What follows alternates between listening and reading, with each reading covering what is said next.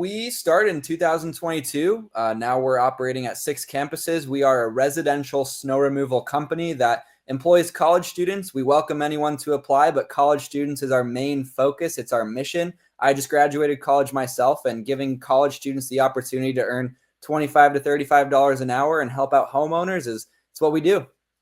No, and again, that's look at man. I know we're talking about Michigan State and East Lansing and getting some snow.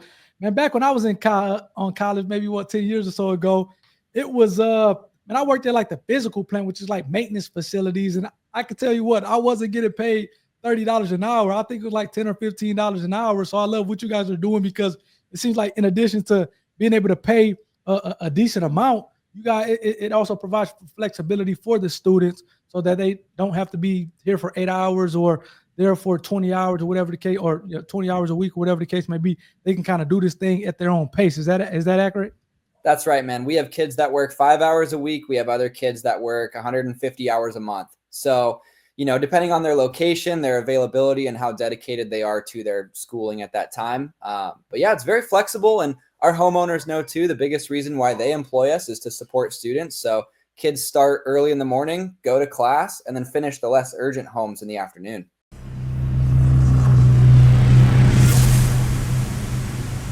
Welcome to another episode of Everything Intellectual Property. Today, we have a very special guest with us.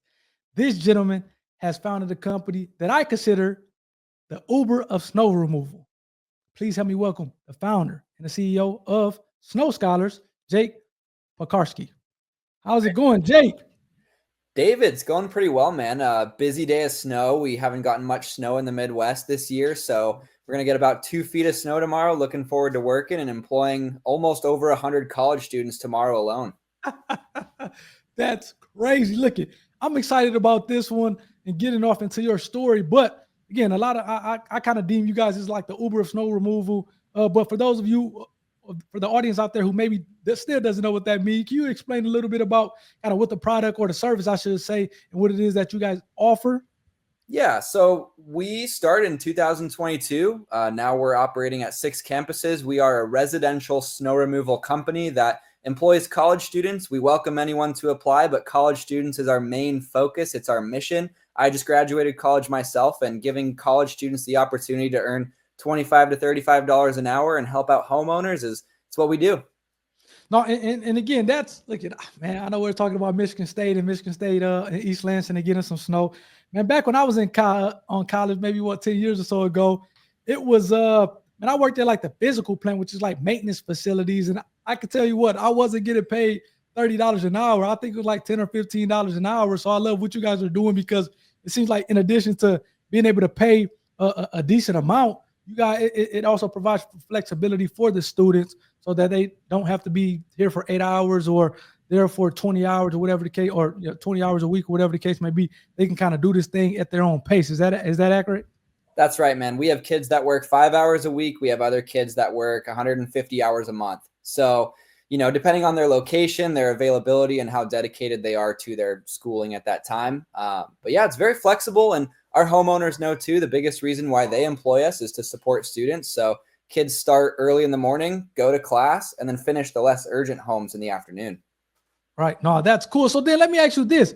What was like the inspiration? Because this is always interesting, kind of having business owners up and kind of who have started a business. It always seems like it kind of surrounds about they're trying to solve a problem for themselves, or maybe solve a problem for someone else. So what was the inspiration for you and Snow Scholars, and how did that come to be?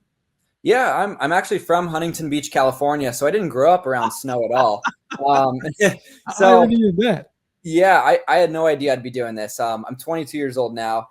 And so I actually did own and operate a home maintenance company with like lawn care, gardening, window cleaning, Southern California services. And that employed probably close to 200 students between LA and San Diego.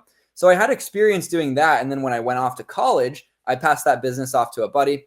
And then when I went off to college, I was able to start this business, which instead of offering a bunch of services, we do one thing super well, and it's growing really fast. And the big inspiration is when I got to campus, a lot of my friends were like, yeah, I can't hang out. I got my job at the bar, at the glasses store, at the UW bookstore. They were they were working, these 8-hour shifts, making $12 to $15 an hour, a little bit above Wisconsin minimum wage, but still low. And so I thought, I don't have experience with snow removal, but I've always wanted to shovel snow. I'll go do the first few homes myself. I asked for referrals and then eventually grew from 34 customers to 300 plus customers to now 600 plus customers. And we're in year 3. Man, I'll tell you what, you are definitely the rare case of somebody who's came from California or some type of sunny climate, and not only to a winter climate, and kind of really set up shop in terms of, like, I don't want to say falling in love with the snow, but kind of creating a business based off the snow, which I think is really fascinating and pretty cool. So how many campuses? You said it was, what, 6 campuses at this point that you guys operate in? Yeah, so 6 right now. The first, the flagship was University of Wisconsin-Madison. And then we also service Milwaukee and the Twin Cities and Duluth, as well as Michigan State and Western Michigan right now. And we've already taken pre-signups for 19 new schools for a total of 25 schools for next year. Wow. So would that be what, 2025, 2026 school year? That's correct. Yep, for this upcoming year. Nice. So then let me ask you this, because it's always interesting where, a lot of times you'll see somebody they started in, whether it was an attorney or maybe a nurse, and then next thing you know, they're owning a business. So what they were doing as a profession was completely different from what they're doing in their business endeavors. And for you, it seems like University of Wisconsin, I think I had read that you had an entrepreneurship degree. So it seems like, yep. And again, you also talked about being in Cali and having a kind of the maintenance company that employed college students. So it seems like this was going to be your path of entrepreneurship. Is that correct? That's right. I've never liked to work for anybody. I've had a good 5 or 6 jobs in different fields: food and beverage, surfboards, sales, shoes. I've skate shops. I've worked for people, and then I had my own surfboard manufacturing company. I used to sell hockey tape, as you saw on Shark Tank. I used to paint curb numbers and work for myself, and I just love the freedom, and I love being able to scale my own time through others' efforts, but also rewarding them for their efforts. And that's what's creating such a great community that we have right now at Snow Scholars. Right, Nolan, that's man, that's amazing what you're doing. And I guess for someone who may be in East Lansing watching this, or Madison, or the Twin Cities, or one of these other kind of college cities that kind of deal with the snow here in the Midwest or the East Coast or whatnot, let me ask you this: what type of plans can they get? I know you talked about I think maybe over 100 students will be working tomorrow because of the snow, and how the homeowners near the area like you guys, because not only are you kind of helping them out remove their snow, but you're also getting a chance to employ college students. So I feel like they're kind of maybe doing a good deed in that regard. What is maybe some of the prices, to the extent that you can kind of say them that a homeowner would be looking at, whether it's seems like I think you guys have a whole season plan as well as a vacation plan. You kind of talk about those numbers in case somebody want to give you guys a call after this interview. Yeah. So the 2 plans that we offer is full season, which is pay per snowfall. You only pay if it snows. It's a flat rate, any price, or it's the same price at any height of snow, whether it's an inch or 2 feet, so the homeowner knows what they pay. And then we also have a vacation plan where if people are going out of town for as little as 3 days or as long as 2 months, you pay up front. So it's like peace of mind, guaranteed snow removal if there is snow, but it's guaranteed. You kind of just set it and forget it. No, I like that. And then kind of moving on here, and kind of what was the origination for me of this podcast, kind of dealing with the intellectual property, whether it's trademarks, whether it's copyrights, whether it's patents, trade secrets, so forth and so on. Did you know, it seems like you would have probably had an early start to IPC, and that you were an entrepreneur, even though you're 22, maybe going into your teens. What was your first introduction to intellectual property, and maybe the importance for protecting it, whether it's a trademark, copyrights, or whatever form of IP? Yeah, I worked. So before I started my surfboard manufacturing company, I worked for the largest surfboard manufacturer in the world, Channel Islands, and they're owned by Burton, like Burton Snow. And so they have a crazy level of intellectual property that I learned about at 15 or 16 years old. And I thought it'd be really cool to try out one of their logos. I had permission to use one of their logos, but some of the reps saw it and they were like, "You can't do that because it's our logo on my own surfboard." Right. Gotcha. So I learned about it that way, but I've been around so many business owners that have products and services, whether it's trade secret and processes or whether it's an actual physical patent on a product. Yeah. I've learned both ways, and of course, watching Shark Tank my whole life as well. For the most part, I've been able to learn more about IP, protecting it, and I was actually in my interest to go to law school initially and learn Really? contract law and learn IP, but I just figured it would take up hours and hours of my week, and that's not something I wanted to do, for someone else. Gotcha. No, that makes sense. Yeah, law school. Someone was asking me yesterday when I think it was at the gym or somewhere, how long was law school? And it's only 3 years, so it doesn't kind of take a ton of time. But Sure. you have to get the experience or whatnot. And to the extent that you're an entrepreneur, I don't know. I guess you can open up your own law firm, but it seems like it could kind of maybe hold you back in many ways. So let me ask you this: I know you have the trademark for Snow Scholars, and as you mentioned, you can have a trade. Patents and trade secrets are kind of maybe an interesting thing because you can have, to the extent that you have a process or a system, you can get a patent on that, but then you have to disclose the secret sauce, whereas you can kind of keep it as a trade secret, and therefore it kind of lasts forever, to the extent that you can keep it a secret as opposed to a patent where you have to put it out there and only lasts for 20 years. So Right. I guess I would imagine from a logistical standpoint, it's a lot of maybe software. I think you guys talked about kind of Yeah. having your own kind of code and whatnot. What was the decision like to go maybe to file patents in your case, or maybe trade secrets, or maybe neither? What was that kind of decision make, kind of trying to make sense of that and kind of protect it the correct way? Well, when I started, I looked at the jobbers and there's quite a few softwares out there that are for home services, and they didn't really quite fit us because they were smaller scale or big scale, but in one city. And so we had to build our own software. We initially paid about $30,000 to two different Wow. college students to develop it, and then Wow. now I'm in a $35,000 plus 2% equity agreement that we have our current software that's built where I can live in Huntington Beach, but I know exactly what's going on in, up to, hopefully 200 college towns in the next 7 to 10 years. And we do have a patent pending on that software. So it's not approved yet. So no one Yep. can actually go and look up what those processes are or what's protected or not.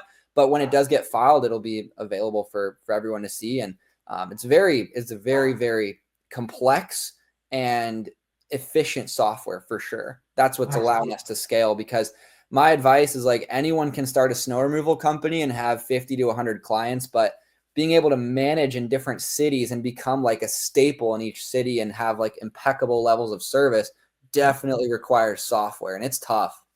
No, for sure. And again, especially dealing with software, so many ways to kind of go about protecting it. And I kind of talked about trade secrets and patents, but you can even copyright software code or whatever the case may be. So, and I would imagine that you have to kind of sit down maybe with your IP attorney or whatever the case may be and say, hey, based on what I'm trying to do, what's the best way to protect this, and kind of go at it that way. And maybe, the best way to protect it is patents, copyrights, or if to the extent that it's a trade secret, then you're not going to file anything at all. You're just going to take measures to kind of keep it protected and keep it secret. But no, that's fascinating stuff. And the fact that you had a great head start because you learned this stuff so young. I think you were saying 15 or 16 years old, which is kind of pretty sweet, and a kudos to kind of protecting the trademarks and pending filing. So I guess moving on with that, kind of going to the Shark Tank experience, what was that process like to say, okay, I need to go on Shark Tank? Did they approach you? Did you approach them, or did you apply to them? I kind of heard, obviously, I had a decent amount of Shark Tank guests on, and it seems like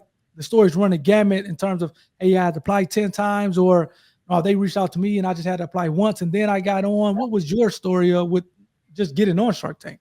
Yeah, so my story, I applied in January of 2024 online. I didn't do an in-person interview or appearance for one of the casting calls, didn't even have to show up in person.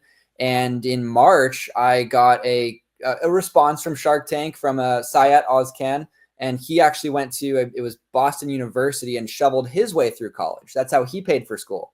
So in a way, I kind of knew that was my in, and I connected with him, and we had some moments, and he wishes that he could have worked for something like a Snow Scholars at Boston University. And so he basically pushed us forward, but it was an intense process. I mean, we had to fill out like probably 200 questions, took at least 3 days.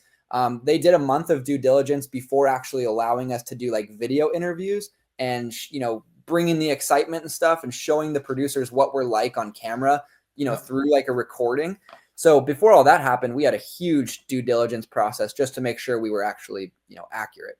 Is that typical, or was that kind of unique to your particular situation? Typical. Yeah. I've heard from many other Shark Tank entrepreneurs that they do a very long packet. And they, I think it varies per year, but between 50 and 100,000 applications a year, and 88, I think, get to pitch. So they need to like really make sure that every person who steps on that carpet is to the fullest extent truthful to their knowledge, and that way they're not just getting a free commercial. No, that makes perfect sense. Now I have to ask you this. I was at the Shark Tank reunion conference about 3 or 4 weeks ago now in Tampa. I think it was earlier in what is it? Maybe earlier in February or late January. And this was actually a reschedule of the conference was supposed to go on last year, but due to Hurricane Hilton in Tampa, they had to push it back. And I had met Nick Friedman there, and I'm not sure if you know Nick Friedman. He was actually on a pilot of Shark Tank before season 1. And he asked the college hunks, haul, and junk. I'm not sure if you heard of that. Oh, yeah. Company. But I didn't realize that was him. And he said that they're kind of going to do like $300+ million this year in revenue. I think they did $200 million last year. But I was kind of blown away by his story. And we're kind of setting something up to kind of talk. But I'm saying all that to say, did you know about maybe somebody such as him, his company, as well as I think on the show, Mark had invested into storage scholars or something like that. Did you know about those type corporations that were similar to what you were doing before going on to the show?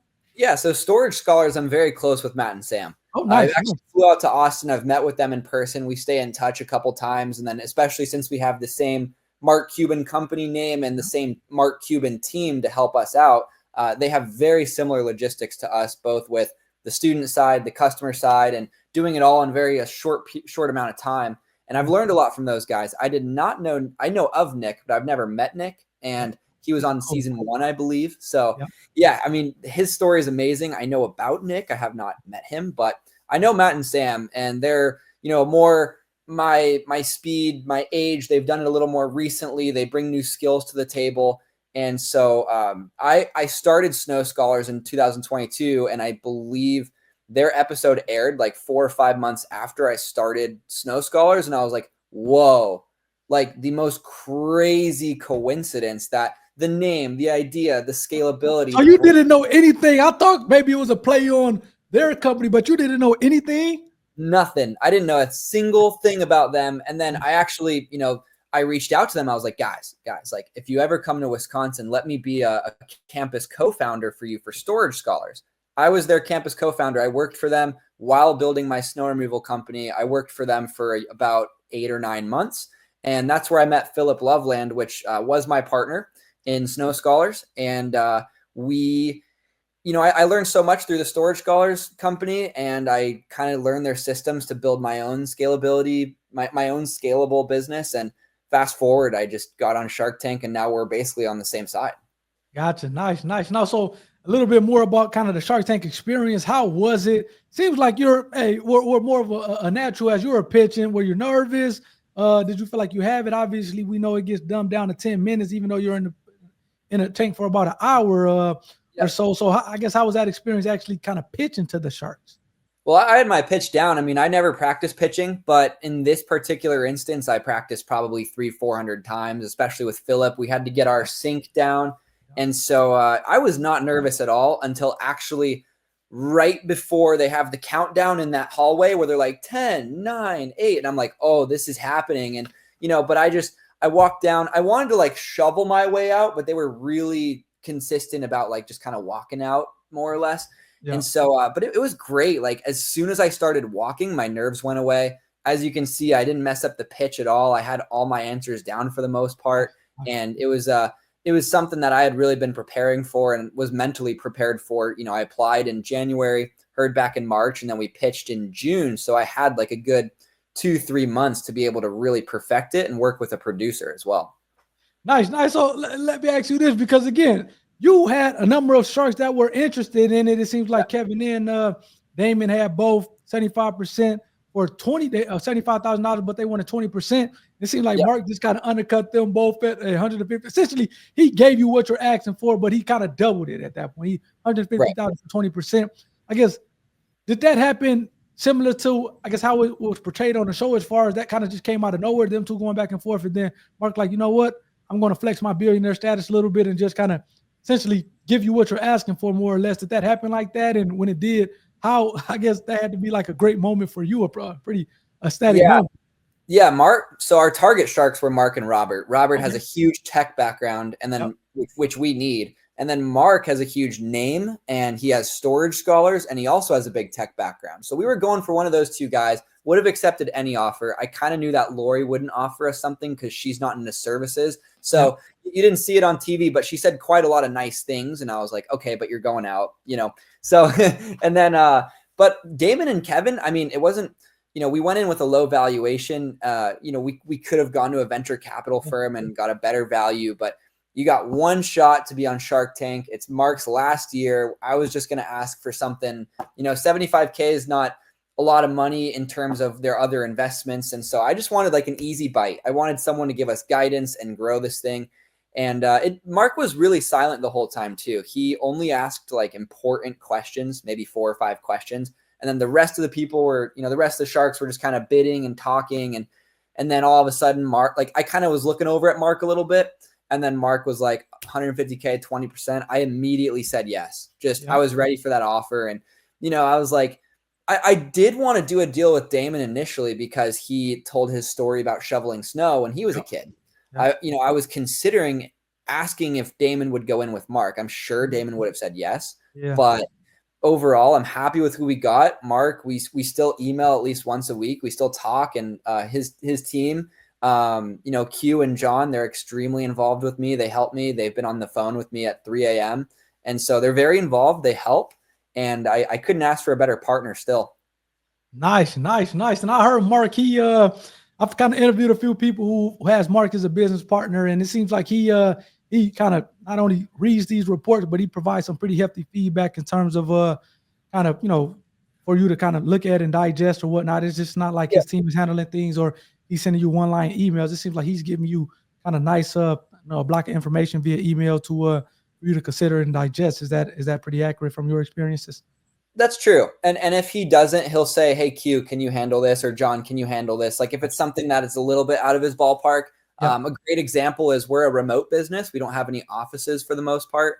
And so, in the different cities, I mean, we don't have like offices in each city. And so a huge way that customers find out about us is through Google. So we try to list ourselves on Google and Apple business profiles. But since we don't have a storefront, it's really tough to get verified. I basically said, hey, John, at Mark Cuban Companies, John, we need help getting listed on Google. We're having a really tough time. He basically, I don't know what he did, but we were able to get all of our accounts listed on Google like a week later. So they have certain connections. They have certain brand partnerships and discounts that are very helpful.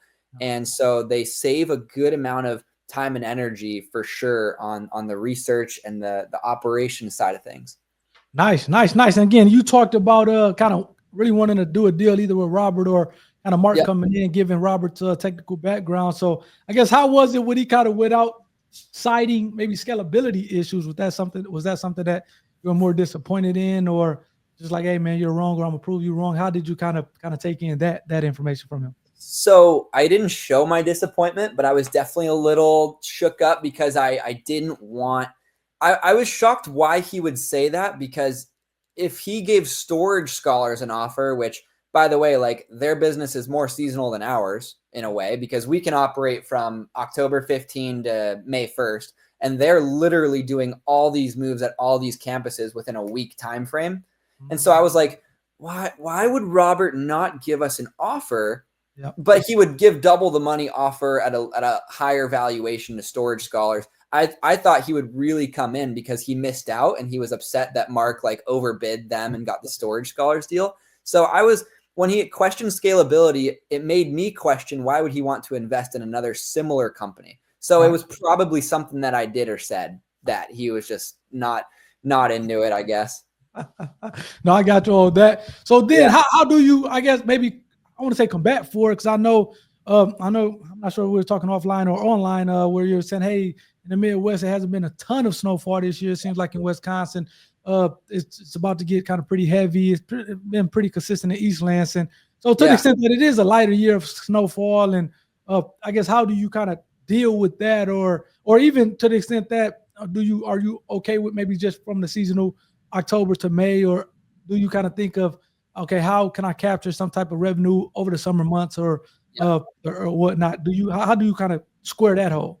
Yeah, so we do leaf removal, and then we also Okay. do gutter cleaning. And that's a Nice. decent upsell. I mean, you can charge $150 for leaf removal once a Yeah. year, maybe twice a year, and then gutter cleaning's $250 to $300, per customer. And snow removal is definitely like our core business. But I mean, we have Mo Scholars as well, trademarked, right? So we've Nice. got that trademarked. We also have College Bros Hauling Snow trademarked, right? So we have a couple other things that we want to do, but I'm trying to, we don't want to expand our equipment. We only use shovels and snow blowers. We don't use plows, which allows our margins to be quite good.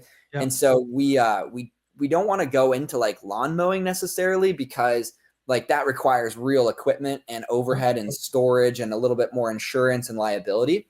So, but most of it is like snow removal and then leaf removal and gutter cleaning, and maybe in the future like some Christmas light hanging, something like that. Okay, I got that. I like that. I like that. So then let me ask you this, because I did think that was maybe a like offer, or I guess what you guys were maybe trying to get was a little low, because it seems like you had profited $85,000 if I recall correctly. So just saying, hey, let me get 75,000 for 10%. I don't know. I thought maybe a little bit you were selling yourself short a little bit. What was the kind of that rationale? It was low, but I really wanted to get a deal. I didn't want to kick myself for being like, I said it myself. I believe on the show they put this in. I said it's really hard to value a business that's so early, right? Like I could have gone in and had a $2 million valuation. I would have had to answer more questions than I wanted to. I just wanted a deal. Our customer acquisition cost is still true of $7. So $75,000, that's, 10,000 customers, when some crazy amount that we can acquire. So, our money is stretching, especially with the 150 that Mark gave us. We've stretched that money pretty well. So, in terms of giving up 20%, we have Mark's name, and I don't think we'll have to raise any more money really. It's profitable from day one. We can reinvest. And at the end of the day, we have a concrete partner. Nice. No, yelling. I agree with that. I actually was interviewing Matt Hall from True Fit Customs. Cool. Yeah. I was interviewing him earlier today, and we were kind of going back and forth, because he was like, "Man, when you were doing your breakdown pit, when I would do, I typically do the breakdowns of the episodes." He was like, "Man, when you're doing a breakdown of our episode, man, it seemed like you were surprised, because I think they valued the company at maybe like 15 million. I think it was $15 million. They were up there. And I understand why they did it, because the first round of their investments valued the company at 7.5, so they wanted to be higher than that. And a lot of times, $15 million, I think they was only projected to do like kind of $1.4 million last year. But a lot of times I see with that type of discrepancy, sharks just kind of get caught up on that and kind of, to your point, they're like out because they can't. It's like they just can't get over that fact. But again, he ultimately still got to deal with the guest shark Rashawn in that situation. He valued it at 7.5, so it wasn't maybe kind of too bad. But to your credit, or to your point, sometimes sharks, if you throw a crazy offer, like I said, there's going to be a ton of questions, and sometimes they just are out just because the offer is so crazy. Yeah, I wasn't there to defend a valuation. I was there to get a deal and talk more about my business and use it as a commercial, really. I mean, I got the deal. The deal closed with the same terms that are offered, which again is another subset. A lot of guys get different deals once they close after they do their due diligence. And Mark researched our company for 3 months, and everything checked out. And there was probably 80 back and forth, exchanges about certain things, and everything checked out. And here we are working with Mark. Man, that's sweet. That's sweet. So let me ask you this, because again, I love this for a number of reasons. Number one, just being a young entrepreneur, it seems like you started 15, 16 years old, even though you're still 22, and what I consider as a young buck, but you have a ton of experience kind of based on the entrepreneurship path. And I would imagine with having a lot of businesses that you have started, some handed off, whatever the case may be, that business is not like just this kind of linear progression. It's like more like a sine wave. You have the ups, you have the downs, and you have to kind of manage it all. So with that being said, a two-part question. Number one, what was probably your biggest breakthrough with Snow Scholar? And then on the flip side of that, what was your biggest challenge that you had to overcome with Snow Scholar? Biggest breakthrough is being able to truly run a business remotely without having to be on site. And there's still people signing up over every year. Like, again, that's the biggest breakthrough is I'm building a technology or hiring someone to build a technology that can allow me to scale and be in one place, but yet manage all these locations. Yep. The biggest fall through was accepting too many customers in a particular snow season. We did not, we had insane demand. We went really hard on marketing, only spent about $3,000, but we probably had like 250, 300 customers from that $3,000. Yeah. And so we bit off more than we could chew. And ultimately we had probably 50 to 60 people out of 400 drop, which is a chunk. And, they were pretty frustrated with us. That basically taught me that I need to have more shovelers on hand to, before I accept clients, I need to have some students lined up, or I need to have some kind of promised way to get some labor. And how I've gotten around that is I've actually partnered with certain clubs, like the rugby team at Wisconsin, the baseball team at Wisconsin. I'm a Sigma Chi, and there's Sigma Chi's at, quite a few colleges. So we have a good 9-10 guys at Milwaukee, a good 5-10 guys at Madison. And so really to be able to accept more customers, I've had to partner with organizations and almost have like a philanthropy side to it too, where we donate X if they work X to their organization to keep them motivated. I like that. And again, that's, man, just kind of being a creative. And so it seems like you said you have about 400 40 to 50 students drop based on kind of maybe being frustrated early on with kind of how maybe things were. I'm not sure if it was like kind of overworked or whatever the case may be. These are customers. So those were the customers that had dropped off then. Yeah, we had like 4. So year 1 was 34. Year 2 was about 400. It was between 300 and 400, but we ended with 300. About 100 dropped throughout the year, just because we really underestimated delivering service quality at scale. And so we had to scale back and really, the people that were willing to stick with us, we gave them certain discounts, and, we just persevered. And there's going to be good days, there's going to be bad days, and we had to move forward. And, for this particular snowfall, if it was a year ago, we would have probably only had 40, 50 students thinking they could do that amount of work. But for this snowfall coming up tomorrow, we have over 100 students. So that way the work's a little bit more lightened, and we can still cater to those people, quicker. I like that, man. That's good stuff. No, you're killing the game. So then let me ask you this. I know typically I asked about the new product. You talked about kind of doing some upsells with gutter cleaning or whatever the case may be. Let me ask you these final 2 questions. What advice, and again, I think you're the perfect person to give, and I'll actually do a 2-part question with this, because I typically ask, what advice would you give to aspiring entrepreneurs? So that'd be like the first question. But then I guess the second part of that question is, what advice would you give to younger entrepreneurs? Because it seems like you've kind of been doing this thing which you knew you wanted to do early on, since 15. And I think you'd be able to provide a lot of value, especially to the younger entrepreneurs, maybe in high school, maybe in college, who's like, okay, I want to go to the entrepreneur route, but kind of don't know how you deal with it, whether it's kind of dropping out of school, whether it's kind of finishing a degree, whether it's a lot of different ways to kind of make it happen. So I guess, again, a 2-part question. Number 1, what advice would you give to entrepreneurs? And then what advice would you give to young entrepreneurs?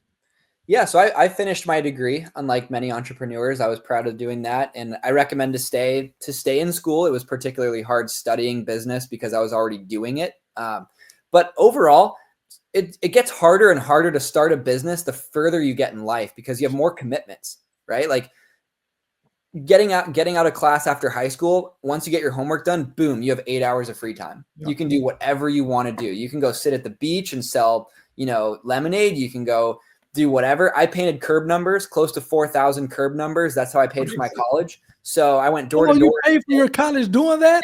Yeah. I live in Huntington Beach, and so I went to Newport Beach. I went to Huntington Beach. I went to Sunset Beach, Seal Beach, San Diego, and I would paint curb numbers 30 to 40 a day and just go door to door. And that's how I paid for my college. And so my advice would be, start as early as you can. And then when you get something that you're like, okay, this is getting traction, that's when I live by a saying, make progress, not motion. And what I mean by that is, don't get distracted by the shiny objects. Like, who cares if your website looks great if you're only getting 50 visitors a day? Like, who cares? You need to focus on getting those customers to your website. And then when they say, oh, you have a bad website, that's a good thing, because now you have people who are actually interested in what you're offering, and then you can refine it. So, my advice, once you get something started, is to make progress and not motion.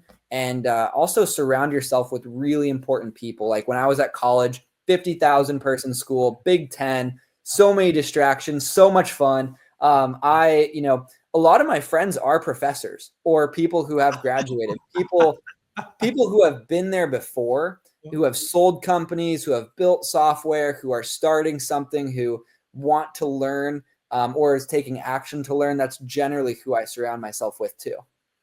No, and I like that, and I probably would agree with everything that you just said with that kind of being here. I'm early 30s, and kind of the people I still kind of surround myself with or call friends is attorneys that I met back in law school, or engineers that I met, or business people that I met, or business owners that I met. So again, like you said, being intentional, I call it, of who you're surrounding yourself with in college. Now I played football, so I kind of had that athletic side of it to it as well. But especially as I kind of got deeper in college, and it was important for me to spend or use my time wisely, I definitely try to surround myself and give time to people that I thought I'll still be talking to 10, 15 years later, as opposed to just having fun as you can do, like you said, at a $40,000, $40 or 50,000 student school.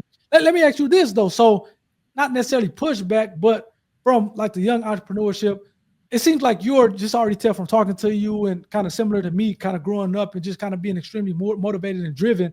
How is that something that you need to have as you're from a young person standpoint, in your opinion, a young entrepreneur standpoint? Do you need to be a self-driven person to kind of take a leap into the entrepreneurship realm, or maybe not much? What's your thoughts on that?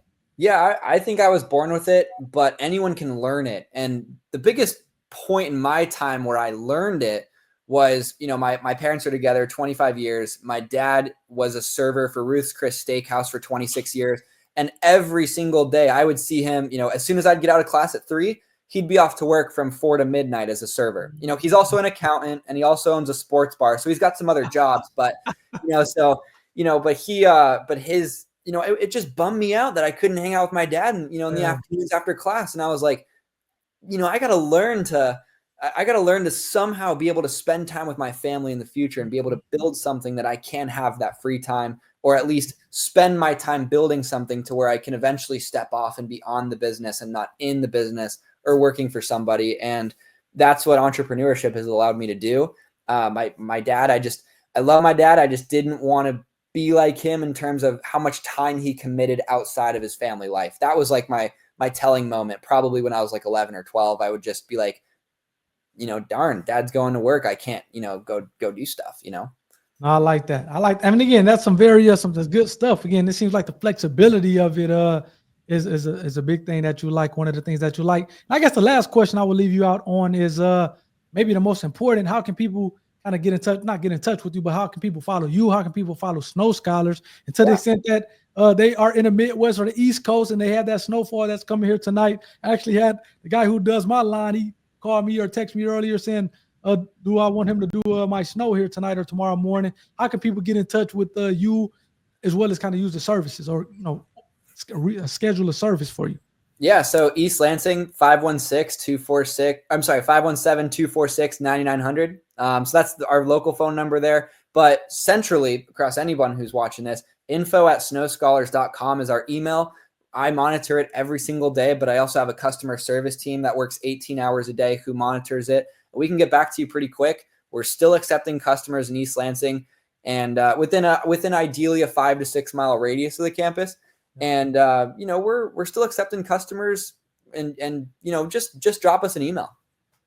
I like that. And then to the extent social media, I'm not sure if you're big on social media, or Snow Scholars have maybe some social media platforms that people can follow. Yeah. We have an Instagram, and so, you can follow us there. Our target market is definitely 55, 60 plus years old. So Facebook is a bigger channel, but Instagram is still up there. We're not as engaged, but if you shot us a message on Instagram, or, shot us a message on email, that's the quickest way to get to us. And that's just Snow Scholars. That's the handle. I like that. Yeah. And you talking about that 5 to 6 mile radius, man, especially in these Lansing. You have Okemos, you have obviously East Lansing, and Lansing is there as well. Hazlet. Yep, Hazlet. So definitely some good areas within that 5 to 6 mile radius. Man, them good old days. No, that's cool. Good stuff, man. Good stuff. So, hey, hopefully, particularly for the young entrepreneurs who are watching this, hopefully you guys had your paper, your pen out, because Jake, he provided a lot of value. He's been doing it at a high level. And again, he's been doing it. He's only 22, but he's been doing it for about 7 years. Yep. So he kind of has some skin in the game and knows what he's talking about. And let me ask you this before we go, Jake. So do you, I would imagine that you somewhat like the snow, given that you have a snow company, which is kind of odd for me to think from someone who's out west in, California and the sunshine or whatnot. Were you kind of one of those people who kind of came to the Midwest and actually, I want to say, fell in love with the snow, but enjoyed the snow? Typically, people kind of, they tolerate it, but they don't necessarily fall in love with it. Sure. I'd love, me and my girlfriend, we'd love to move actually to the Twin Cities area. Oh, I love the snow. I mean, we both ski. It's obviously our main source of income. I also, more importantly than snow, we get a lot of great testimonials, both from students and homeowners that can't shovel their own snow, or students who are having trouble finding like the desired job on campus. They can just work for themselves. So beyond snow itself, like we get testimonials all the time from customers and shovelers that they really appreciate the flexible or the timely service. I love the snow though. In short, yeah, I do. Nice. And I would imagine that you're full time with the company then as well. Yeah. I'm full time. I'm no longer. I'm not a partner. It's just me and Mark. Yep. So it's just us two, and we are growing. We're gonna have a meeting after this season to truly how to expand to those other 19 schools. But I'm very confident since we've tested it. I mean, I live in California, but the business is operational and successful in all these different places. So why couldn't it be in other parts? Yep. No, I like that. And is it just Division I schools, or do you guys do some kind of Grand Valley? I know at least in Michigan, you have the Grand Valleys, you have the Saginaw Valley State, you have Ferris State. So do you guys do Division II, Division III, or just kind of purely Division I schools? It's everything. So like there's Eastern Michigan, there's Northern Michigan, there's in Allendale, Grand Valley. There's all kinds of schools. There's University of Maine. There's Boston College, Boston University next year. So it's Division I through Division III. It's really anywhere that gets over 40 inches of snow a year generally. Nice. Well, hey man, audience, he's going to be killing it. If you're a student, you may want to kind of reach out to him to see if he can get kind of the services of snow scholars to your school, and to the extent that you're an adult and you're one of those kind of 5-6 miles radius for one of those campuses, definitely go to the website, hit them up. If you're in East Lansing, you got the number. So hey, go give them a shot, and I'm pretty sure that you guys will not be sorry. So hopefully you guys enjoyed this one, and until next time, audience, I'll see you guys later. Take care.